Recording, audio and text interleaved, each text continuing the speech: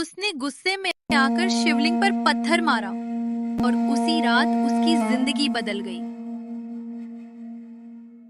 गांव के बीच एक पुराना मंदिर, जहां लोग जाते तो थे लेकिन डरते भी थे।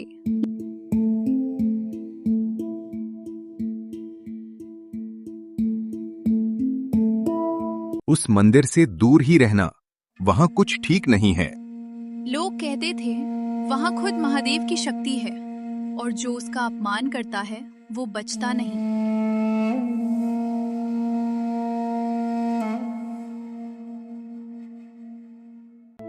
अगर भगवान होते तो मेरी हालत ऐसी नहीं होती। राघव गरीब था, परेशान था और अब उसका विश्वास टूट चुका था। आज देखता हूं कौन रोकता है मुझे। वो गुस्से में मंदिर की ओर बढ़ता है।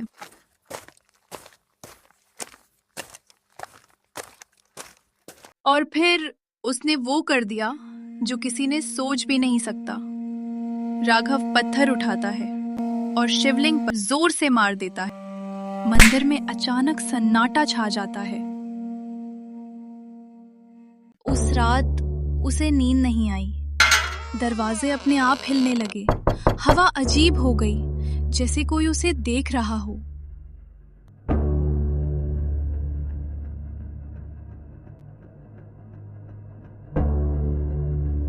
कौन है?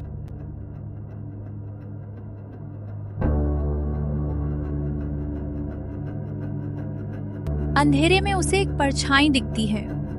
धीरे धीरे वो पास आती है।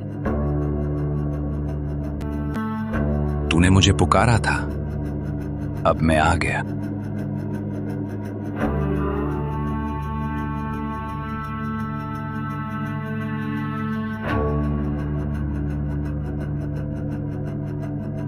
आर्गव का दिल जोर से धड़कता है।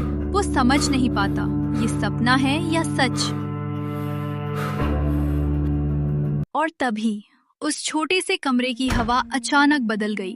दिए की लौ एकदम से तेज होकर कांपने लगती है। खिड़की अपने आप खुलती बंद होती है, जैसे कोई अदृश्य शक्ति वहां मौजूद हो। राघव पीछे हटता है। उसका गला सूख जाता है।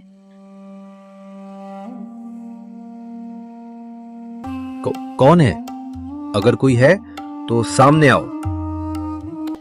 अंधेरे के कोने में एक धुंधली आकृति बनने लगती है।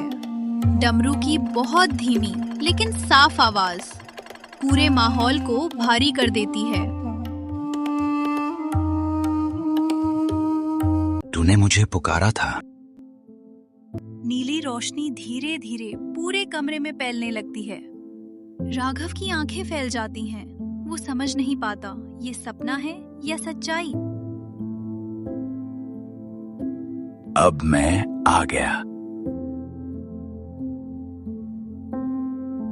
रोशनी तेज होती है और उसी रोशनी के बीच प्रकट होते हैं महादेव जटाएं, शांत आंखें और एक ऐसी शक्ति जिसके सामने राघव खुद को बहुत छोटा महसूस करता है। मैं हार गया था महादेव। मैंने हर रास्ता आजमाया, हर दरवाजा खटखटाया, लेकिन कहीं से कोई जवाब नहीं मिला। मैंने भूख देखी है, बेबसी देखी है, लोगों की नजर में गिरना देखा है, और जब कुछ नहीं बचा तो मैंने आपको ही दोष दे दिया। मैंने सोचा अगर आप होते तो मेरी जिंदगी ऐसी नहीं होती। मैं गलत था, मैं बहुत गलत था। राघव जमीन पर गिर जाता है। उसके आंसू रुक नहीं रहे। ये सिर्फ पछतावा नहीं, ये उसके अंदर सालों से जमा दर्द है जो आज बाहर आ रहा है।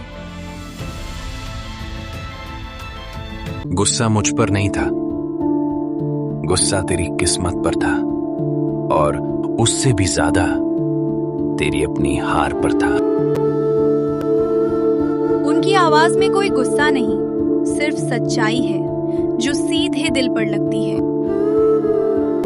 इंसान जब टूटता है तो उसे लगता है कि भगवान ने उसे छोड़ दिया, लेकिन सच ये है कि उसी वक्त भगवान उसे सबसे ज्यादा करीब से देख रहे होते हैं। राघव धीरे धीरे ऊपर देखता है। उसकी आंखों में पहली बार डर नहीं, समझ दिखाई देती है।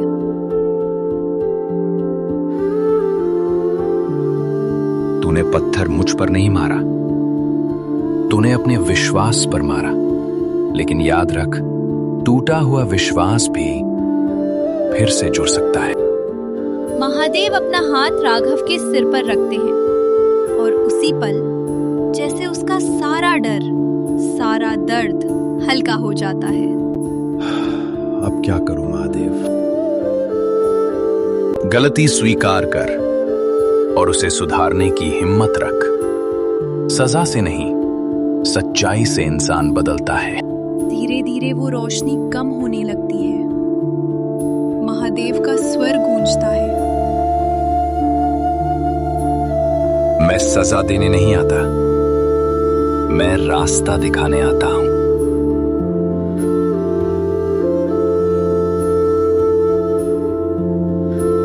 कमरा फिर से शांत हो जाता है, जैसे कुछ हुआ ही नहीं। लेकिन राघव अब पहले जैसा नहीं है। उस रात एक आदमी ने भगवान को नहीं देखा, बल्कि खुद को पहचान लिया।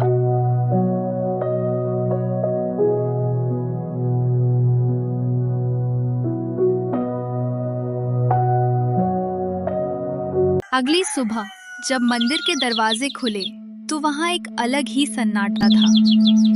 हल्की धूप शिवलिंग पर पड़ रही है, हवा शांत है, लेकिन माहौल में कुछ बदला बदला सा है। ये देखो,